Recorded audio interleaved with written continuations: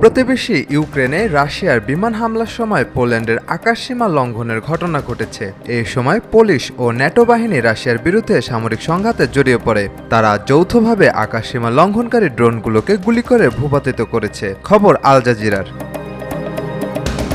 Police সেনাবাহিনী জানিয়েছে বুধবার ভোরে 1 ডজনেরও বেশি ড্রোন পুলিশ আকাশসীমায় প্রবেশ করলে যুদ্ধবিমানগুলোকে তৎপর করা হয়। এর মাধ্যমে প্রথমবারের মতো পুলিশ এবং ন্যাটো বাহিনীর মধ্যে সংঘাতে জড়িয়ে পড়েছে। ইউক্রেন জানিয়েছে এ ধরনের কাজের মাধ্যমে রাশিয়া পশ্চিমাদের পরীক্ষা করছে।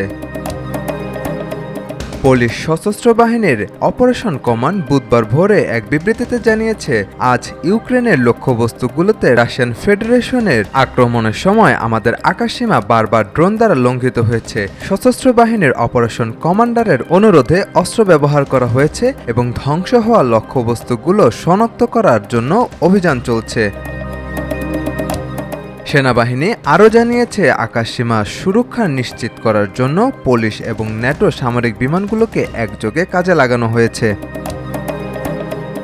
পোল্যান্ডের অপারেশনাল কমান্ড জানায়, পুলিশ ও মিত্র বিমানগুলো আমাদের আকাশসীমায় কাজ করছে। স্থলভিত্তিক বিমান প্রতিরক্ষা এবং রাডার পুনরুদ্ধার ব্যবস্থা সর্বোচ্চ পর্যায়ে সক্রিয় করা হয়েছে।